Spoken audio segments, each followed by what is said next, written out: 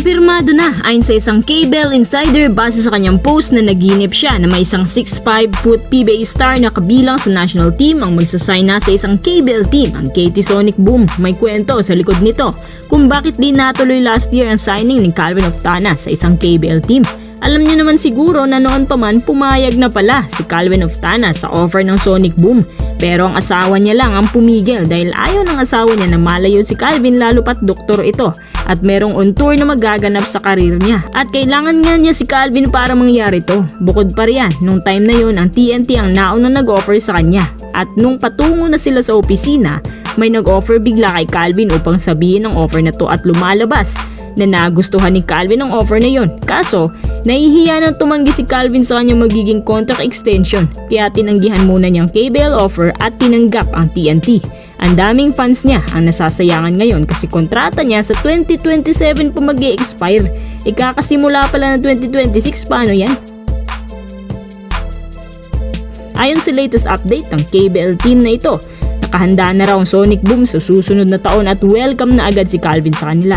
Kailangan pa nilang maghintay ng mga ilang buwan para sa kanya. Tanong ng mga TNT fans, bakit daw ba si Calvin mag-a-abroad? Ayaw ba niya sa TNT? Or hindi ba sapat ang binabayad nila? Sa mga fans niya, wag muna kayong magalit. Actually, reasonable naman ang pag-alis niya. Natalakay na natin to ng mga nakaraang linggo. Hindi po sa TNT ang dahilan or meron siyang conflict sa management. Napansin kasi ni Calvin sa sarili na hindi siya nagiging effective sa national team at ang pag-atras sa inclusion niya ay hindi solusyon sa bagay nito. Especially, gusto siya ni coach team at inihintay nito na lumabas ang full potential niya. Kaya ang paglalaro sa ibang bansa ang sa tingin niya makakatulong sa kanyang gilas career upang masanay sa international scene. Maraming imports ang KBL at naniniwala siya na sa KBL din tataas ang kumpiyansa niya. Di niya isang legit na PF. So para sa akin ayos na ayos ng plano ni Calvin. Imposible din na hindi ito alam ng TNT. At kapag nangyari na nga, mukhang mawawalan muna sila ng isang legit PF sa loob ng 3 taon kasi balita ko naka-max deal na automatic ang magiging kontrata ni Calvin sa KBL. Alam ko hindi ito magugustuhan ng TNT pero caliber team naman sila at may budget, meaning madali sila makahanap na ipapalit sa kanya. Dahil nga mapera sila, mukhang magkikita na naman si Calvin Oftana at si Arvin Tolentino sa ibang bansa bilang isang rivalry na dating nabuo sa PBA sa BPC contention. Si Calvin Oftana ngayon nagka-average ng 16.7 rebounds, 1.4 assists per game. Satisfying ang performance niya pero ang problema sa kanya hindi nga lang consistent lalo na sa mga crucial minutes. Minsan pa siya ang nagdadala ng maraming turnovers lalo na kapag napipisikalan siya.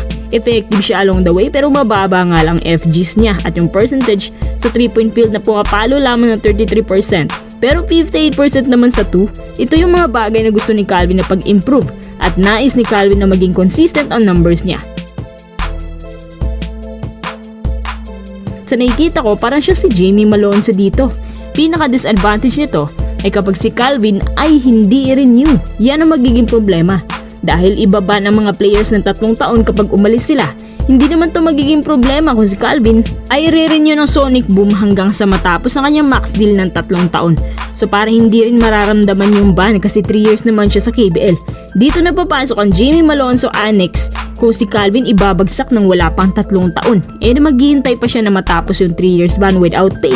Saka din siya magagamit after nung effect kasi nasa TNT naman din ang rise niya pero balita ko kasama din pala sa kasunduan nitong kontrata niya with assurance. Kumbaga, sureball na raw na imamax deal nila si Calvin kasi matagal na raw siyang gustong isama sa lineup since last year pa. At para sa akin kung may mas malaking offer at mas mabigat na level na kompetisyon, wag nang sayangin ang pagkakataon, minsan lang ito dumarating. Kayo mga quiz, sang-ayon ba kayo sa naging hakbang ni Calvin Oftana na maglaro sa KBL?